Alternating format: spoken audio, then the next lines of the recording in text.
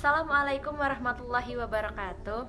Hai semua, perkenalkan nama saya Arisya Noviasari, NIM 120250027 dari Prodi Teknik Lingkungan kelas TPB 45.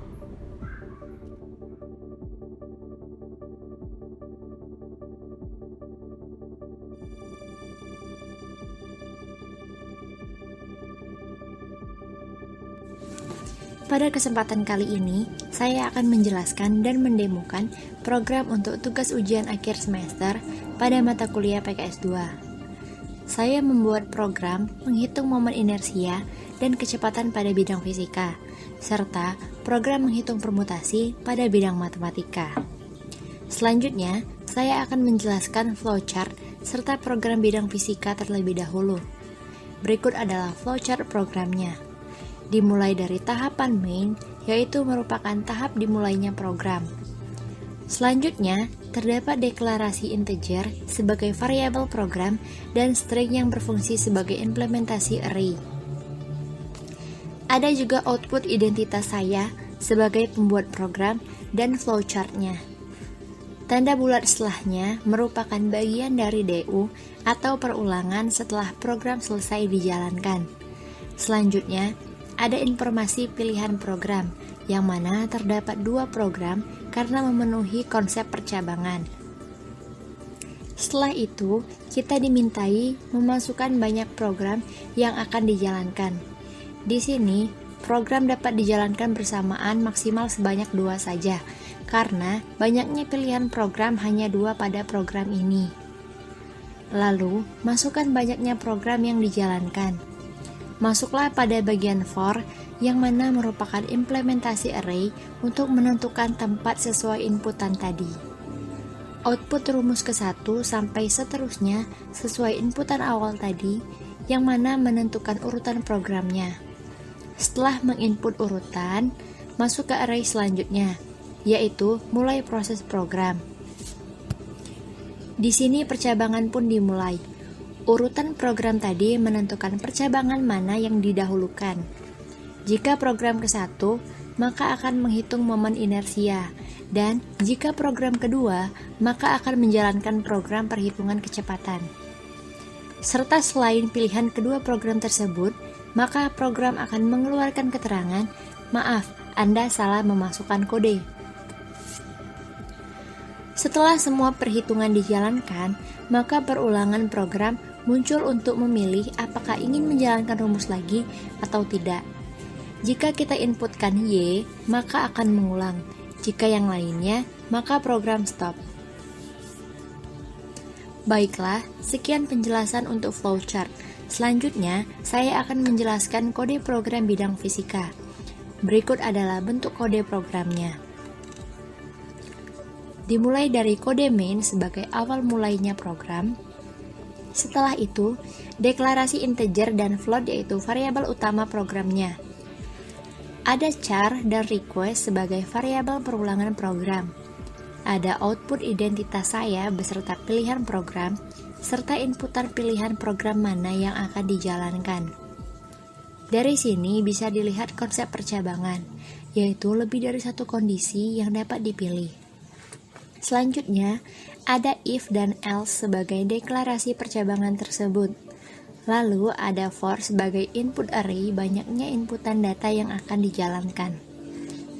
Terakhir ialah perulangan program, di mana program diulang sesuai inputan yang dimasukkan. Jika memasukkan Y, maka program diulang. Jika yang lainnya, maka sebaliknya. Nah, untuk melihat bentuk program dari codingan ini, mari kita jalankan programnya. Jika kode benar, maka layar komen akan langsung muncul. Jika salah, maka sebaliknya. Layar sudah muncul, selanjutnya lakukan eksekusi. Selanjutnya, kita masukkan berapa kali rumus dijalankan. Di sini, saya masukkan 2 kali saja. Lalu, masukkan pilihan program keberapa yang akan dijalankan pada rumus ke-1.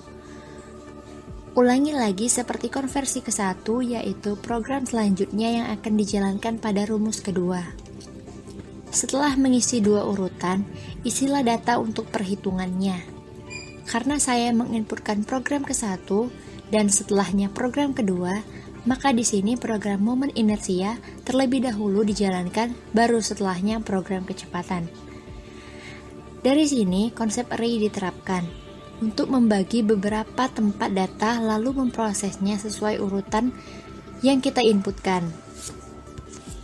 Isikan data momen inersia terlebih dahulu, lalu akan muncul hasilnya. Setelah itu, lakukan pengisian pada perhitungan program selanjutnya, yaitu untuk menghitung kecepatan. Setelah di-enter, langsung keluar hasilnya juga. Perulangan program muncul setelah proses selesai. Lalu, masukkan pilihan apakah ingin mengulang pencarian atau tidak. Di sini konsep perulangan pun diterapkan untuk mengulang atau memberhentikan program. Di sini saya akan memberhentikan program karena semua pilihan sudah dijalankan. Selesai sudah program pertama di bidang fisika. Selanjutnya, saya akan menjelaskan program bidang kedua yaitu matematika. Berikut flowchart-nya dimulai dari main sebagai tanda mulainya program. Setelah itu, terdapat deklarasi integer dan string sebagai variabel program beserta tanda bulat sebagai implementasi perulangan, yaitu DU sebagai perulangan program. Selanjutnya, ada output identitas saya sebagai nama programnya. Ada juga output nama programnya. Di sini, kita dapat memilih program satu atau dua dengan menginputkan pada variabel pilihan. Jika memilih program ke-1, maka akan menjalankan program perhitungan permutasi. Jika memilih program kedua, maka akan menjalankan program perhitungan permutasi siklik. Dimulai dari program ke-1 yaitu deklarasi integer beserta array untuk membentuk proses perhitungan data beserta array.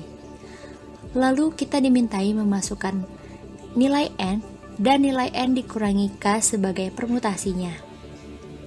Setelah semua data dimasukkan, barulah perhitungan dijalankan dengan menghitung semua data yang diinputkan tadi. Selanjutnya, kita bisa memilih hasil keberapa yang akan dikeluarkan. Hasilnya pun keluar sesuai dengan pilihan array yang akan menjadi implementasinya.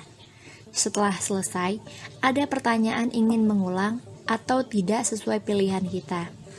Untuk program pilihan kedua, itu sama saja untuk konsepnya. Yang membedakan ialah rumus tambahan permutasi siklik. Sekian penjelasan flowchart, lanjut ke penampilan kode programnya. Berikut kode program bidang kedua matematika. Cukup rumit, tetapi terdapat 3 konsep dasar yaitu perulangan, percabangan, dan juga array.